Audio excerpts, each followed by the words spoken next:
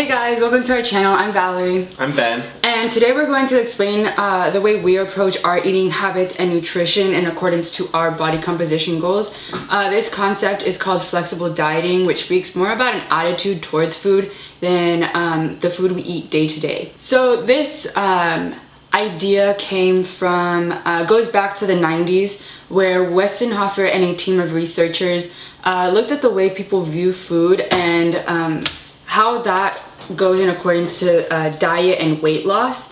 And they found that people who approached dieting in a more flexible manner were actually more successful in losing the weight and keeping the weight off, whereas people who had a more restrictive approach to dieting, so viewing food as black and white or good food versus bad food, were actually unable to lose the weight. They were more prone to having eating disorders, and overall they just didn't really they weren't happy with their body image. In conclusion, our success with our body composition goals goes as far as our attitude towards food. More recently, Dr. Helms, a coach that we go to when we want science-based recommendations, he implemented this concept into the bodybuilding world and really tried to emphasize this for his clients in bodybuilding, because he wanted to find a balance between a consistent diet during the off season and the prep season. Right, so in order to successfully implement flexible dieting, you really need a flexible mindset. And this would also be with respect to your diet and the attitude that you have towards food. So you won't view food as good or bad, and instead you want to understand how each food plays a role in the context of your entire meal structure. So in this respect, as Helms refers to it, it's the default diet. How you eat most of the time is simply a modification of one diet.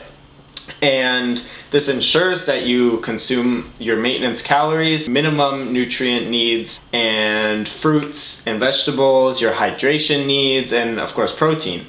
And this is really the skeleton for the flexible diet. So the point is, it's easy to modify based on the phase or your goals. And if say your goal is fat loss, you want to create a caloric deficit. And to do this, you could swap out your full fat yogurt for 0%. You could change out your sweetener in your coffee for a sugar-free sweetener. That pint of Ben & Jerry's, or not, for a pint of Halo Top.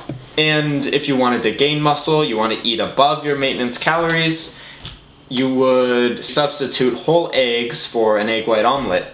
Or you add a starchy carb to one of your meals. And this really lets you achieve both flexibility and structure. You may be asking yourself, why does this way work versus other ways? Restrictive dieting or fad diets are short-term fixes. They really just set someone up for failure because you're restricting the foods that you love and want to eat, and it just creates an endless cycle of yo-yo diets. Most people do end up losing weight with restrictive diets, but they end up putting the weight back on and then some. Right, so this is actually dangerous because being more strict can often lead to worse results. One study led by Flack et al. Showed that adhering to a low sugar diet for 1 week actually increased the reinforcing value of foods high in added sugars. And the takeaway here is that cutting out of food makes it more difficult to adhere to your diet by increasing the chance of those cravings and then also binging when you are reintroduced to that food. So by using flexible dieting, you would never have to eliminate one food or one food group, and it also gives you a really informed idea of what your body needs so that hopefully you can change your attitude towards food in a positive way. So how do we implement this? How do we and other people who are on the flexible diet implement this into our daily lives? The first step is actually get your gear. So you're going to need a food scale because you want to be weighing your food. The second is to get a food diary app so you can track your food. We use MyFitnessPal just because they have a wide variety of verified foods, so we make sure that we're tracking the right nutrients, calories, and macronutrients. Step number 2 is to work out your numbers. So set your goal. Are you trying to lose weight or gain weight? We'll link an online calculator below to help you figure out your numbers. Then you have to work out your macros according to your calorie numbers. A paper published by Iraki et al. Gave nutritional recommendations for bodybuilders and lifters during the off season, the time in which someone wants to put on as much muscle as they can without putting on too much fat. The recommendation was for protein 1.6 to 2.2 grams per kilogram a day. And as for carbs, the most important would be fiber, which is technically a micronutrient, but a big consideration for weight loss. The recommendation is 2 cups of veggies and 1 to 2 pieces of fruit. The carbs and fat fill the remainder of the calories, the original calories that you worked out before. Fat makes up 0.5 to 1.5 grams per kilogram a day. Also, although alcohol is not a micro or macronutrient, it's important to track it accordingly because alcohol is very calorically dense. So step 3 is setting yourself up for success. And to do that, you really want to plan in advance. You want to plan a meal or a meal plan rather, that will land you in the target range of all your macros and your calorie goals, while keeping in mind your fiber intake and micronutrients with fruits and veggies. And the stricter you are with this sort of tracking, the faster you'll actually see results. And step 4, finally, is moving away from the idea of dieting. This is more of a philosophy or a mindset that you can take with you for the rest of your life.